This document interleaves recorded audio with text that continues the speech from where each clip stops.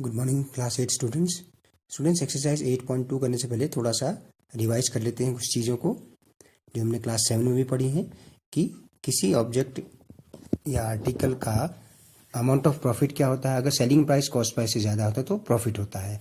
कि जैसे मान लीजिए इस पेन को मैंने 10 रुपये में ख़रीदा यानी कि कॉस्ट प्राइस 10 रुपीज़ हो गई और इसको मैंने 15 रुपये में बेचा यानी कि सेलिंग प्राइस क्या हो गई मेरे पास 15 रुपीज़। तो अमाउंट ऑफ प्रॉफिट तो देखिए सेलिंग प्राइस जितने में बेचा वो जितने में खरीदा से ज़्यादा है यानी कि सेलिंग प्राइस कॉस्ट प्राइस से ज़्यादा है तो प्रॉफिट कितना 5 रुपये का हो गया। अगर कॉस्ट प्राइस सेलिंग प्राइस से ज़्यादा हो तो लॉस हो जाता है। तो लॉस कैसे कैलकुलेट करते हैं, amount of loss cost price minus selling price. Okay, अच्छा जब हम बात करते हैं बच्चों प्रॉफिट परसेंट निकालना हो तो प्रॉफिट परसेंट कैसे निकालेंगे, amount of profit upon cost price into 100%। Okay, loss percent निकालना होगा तो अमाउंट ऑफ लॉस कैलकुलेट करेंगे इस फॉर्मूले से CP माइनस SP से divide by cost price into 100%। याद रखिए प्रॉफिट और लॉस परसेंट दोनों ही जो है कॉस्ट प्राइस पर ही कैलकुलेट होता है। ओके, जिस तरह से प्रॉफिट परसेंट है उसी तरह से इंक्रीज परसेंट है। क्वेश्चन नंबर 2 आपने कल देखा होगा जू वाला क्वेश्चन, तो अमाउंट ऑफ इंक्रीज ठीक और अमाउंट ऑफ डिक्रीज वाला क्वेश्चन था। Amount of increase decrease percent निकालना हो तो amount of decrease upon initial amount into 100%। जैसे कल हमने किया था 845 माइनस 169 कितने लोग कम हो गए डिवाइड बाय 845 इंटू 100%, ऐसे कैलकुलेट किया था ना। इसी तरह से इंक्रीज परसेंट ठीक है। डिस्काउंट की जब हम बात करते हैं तो डिस्काउंट हमेशा मार्केट प्राइस में मिलता है यानी कि जो आपका सेलिंग प्राइस होगा उस पर डिस्काउंट नहीं मिलता, मार्केट प्राइस पर डिस्काउंट मिलता है। मार्केट प्राइस का मतलब क्या है, जो छपा होता है किसी ऑब्जेक्ट पर, जैसे MRP जिसको हम कह लेते हैं। ठीक है, तो डिस्काउंट कैसे निकलता है, market price minus sale price. Sale price मतलब जिसमें बेचा है। ठीक है, इसी तरह से कुछ क्वेश्चन होंगे आपके पास sales tax, GST, service tax या वैट, जो भी होगा ये सेलिंग प्राइस या बिल अमाउंट पर ऐड हो जाता है। दुकानदार जो है गवर्नमेंट को कुछ टैक्स पे करता है, वो कैसे हमसे लेता है कि जैसे हमने कोई वस्तु खरीदी 50 रुपये की, उस पर उसने जो है 12% GST लगा दिया, तो जो हमारा बिल अमाउंट हुआ या ऑब्जेक्ट का सेलिंग प्राइस हुआ उसका 12% और ऐड करके हमसे लेगा। ठीक है, तो सेल्स टैक्स, सर्विस टैक्स या वैट, वैल्यू एडेड टैक्स या GST, ये सब क्या है बिल अमाउंट पर ऐड होता है बच्चों। ठीक है, ये चीज़ याद रखिए आप। अच्छा, क्वेश्चन नंबर 3 पर चलते हैं बच्चों हम।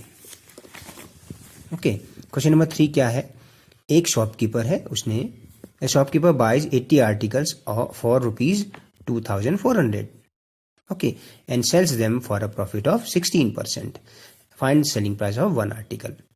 ठीक है, तो कॉस्ट प्राइस ऑफ 80 आर्टिकल्स कितना है 2400, तो कॉस्ट प्राइस ऑफ 1 आर्टिकल आप निकाल लीजिए 2400 डिवाइड बाय 80 आर्टिकल्स का, तो कितना आ गया आप खुद देखिए, रुपीज़ 10 से 10 कैंसिल हुआ। ठीक है, तो रुपीज़ आपके पास 8 3 जा 24 30 आ गया, तो 30 रुपीज़ आपके पास आया। ठीक है बच्चों, ठीक है। अब प्रॉफिट परसेंट क्या दिया हुआ है, प्रॉफिट परसेंट आपको 16% दिया गया है। प्रॉफिट परसेंट क्या दिया गया है 16%। तो अमाउंट ऑफ प्रॉफिट निकालिए, कितने रुपए का प्रॉफिट हुआ 16% ऑफ कॉस्ट प्राइस। तो 16% परसेंट का मतलब अपॉन 100, ऑफ का मतलब मल्टीप्लाई, कॉस्ट प्राइस पर ही अमाउंट ऑफ प्रॉफिट निकालेंगे आप, याद रखिए कॉस्ट प्राइस एक आर्टिकल का 30। ठीक है, आप इसको सॉल्व करिए, 10 से 10 कैंसिल हुआ।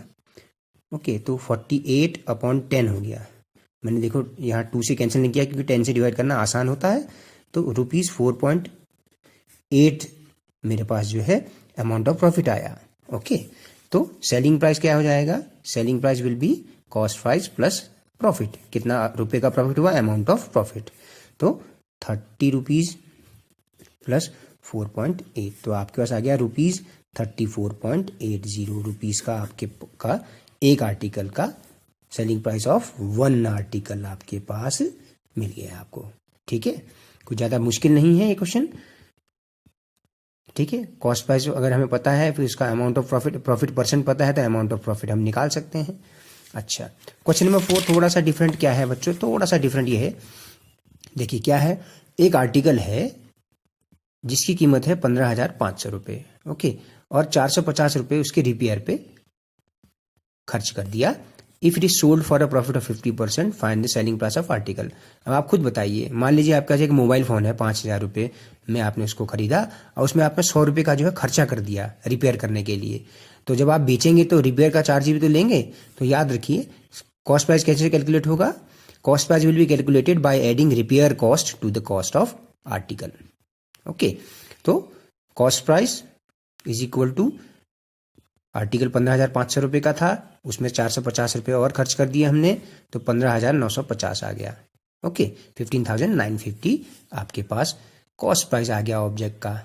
ओके, अच्छा, प्रॉफिट परसेंट कितने परसेंट प्रॉफिट पे बेचने वाला है, 15% पे, तो अमाउंट ऑफ प्रॉफिट आप निकालिए। Amount of profit is always calculated on the cost price, तो 15% ऑफ द कॉस्ट प्राइस। तो कॉस्ट प्राइस हम ये लेंगे 15,500 ना लेके 15,950 लेंगे। ओके, तो 15/100 into 15,950। If I have to solve this I will divide, I will cancel this 0, then multiply 15 and 1595। Okay, तो I will get 23,925। 15 5 is 75, carry on 7, 135 and 7 142, carry on 14, 225 75, तो this much comes, तो rupees 2392.5 आ गया मेरे पास, 2392.5 rupees मेरे पास आ गया। Okay, तो selling price will B, how I will be calculating selling price, cost price plus amount of profit. The cost price will be taken as 15,950 plus the amount of profit I gained. If I add this, I get rupees 18,342.5. Okay, so this will be the selling price of the article. Okay, question number 5 देखिए बच्चों, a TV, a VCR and TV, a VCR and TV, थोड़ा सा screen साफ दिखाई नहीं दे रही, ये देखिए, a VCR and TV were bought for rupees 8,000 each, 8,000 रुपये का VCR और 8,000 रुपये का TV खरीदा दुकानदार ने। ठीक है, तो कॉस्ट प्राइस TV और VCR दोनों की क्या है, 8,000 है। ओके, अब क्या है कि the shopkeeper made a loss of 4% on the VCR, shopkeeper ने इसको 4% लॉस पर बेचा और टीवी को 8% प्रॉफिट पर बेचा, and profit of 8% on the TV. Find the gain और loss percent on the whole transaction. Whole transaction मतलब दोनों का मिला के क्या टोटल ओवरऑल उसको गेन होगा या लॉस, ये पता करना है, गेन या लॉस परसेंट। ओके, तो cost price of VCR 8,000 rupees, right. Cost price of TV is equal to 8,000, right. तो find the cost price of whole transaction. Cost price of whole transaction will be rupees 16,000, 8,000 plus 8,000। अगर अब हम क्या करेंगे, separately हम selling price निकालेंगे VCR का, separately हम सेलिंग प्राइस निकालेंगे टीवी का। अगर दोनों के सेलिंग प्राइस को मिलाकर 16,000 से ज्यादा होगा तो प्रॉफिट परसेंट, नहीं तो लॉस परसेंट होगा। ठीक है, नाउ व्हाट इज गिवन,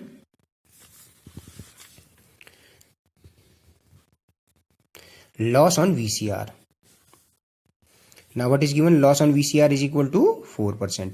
तो amount of loss on VCR निकालिए, 4% of cost price, 4% of 8,000, 4/100 into 8,000, 2 zeros will be cancelled, तो 320 रुपीज का लॉस हुआ है बच्चों VCR पे। ओके, अमाउंट ऑफ लॉस इतना है, इतने रुपए का, परसेंट में दिया था हमने, अमाउंट में निकाल लिया। ओके, तो 4% ऑफ कॉस्ट प्राइस। तो selling price of VCR will be cost price minus amount of loss. तो cost price was 8,000 minus amount of loss 320. Okay, तो अगर मैं 400 घटाता तो कितना आएगा, 7680। ठीक है, एक बार देख लूँ, मैं ओरली करने की कोशिश में कई बार गलत भी हो जाता है। Okay okay, 7680। ओके, अब प्रॉफिट ऑन टीवी 8% का है, तो अमाउंट ऑफ प्रॉफिट निकालिए, 8% ऑफ 8,000 कॉस्ट प्राइस है टीवी का, है ना, तो 8/100 इंटू 8,000 सॉल्व किया तो रुपीज 640 आना चाहिए, है ना। देखिए 2 जीरो कैंसिल कर दिए तो 8 इंटू 80 रुपीज 640। ओके, तो सेलिंग प्राइस निकाल लेते हैं हम टीवी का। Selling price of TV will be cost price plus the amount of profit 640, तो यू गेट रुपीज 8,640। तो टोटल ट्रांजेक्शन देखिए, सो टोटल ट्रांजेक्शन का सेलिंग प्राइस क्या आया, सेलिंग प्राइस ऑफ VCR आया आपके पास 7680, सेलिंग प्राइस ऑफ टीवी आया 8640, तो ये आ गया टोटल 16,320। ओके, तो इसका मतलब क्या हुआ, since total selling price is greater than total cost price, so आप निकाल लीजिए प्रॉफिट होगा, है ना। तो profit percent is equal to amount of profit upon cost price into 100%। ठीक है, तो अमाउंट ऑफ प्रॉफिट क्या आया देखो, 320 रुपीज आया, है ना। Total selling price 16,320, total cost price था 16,000, तो 320 रुपीज अमाउंट ऑफ प्रॉफिट आया upon 16,000 into 100%। If I am going to solve this I get 2% here, 2 zeros cancel है, 1 zero कैंसिल है, 16 to 32, तो 2% आपके पास ओवरऑल गेन हुआ, ओवरऑल गेन ऑफ 2%। ओके, तो आप यहाँ लिख सकते हैं overall profit percent is equal to 2%, right.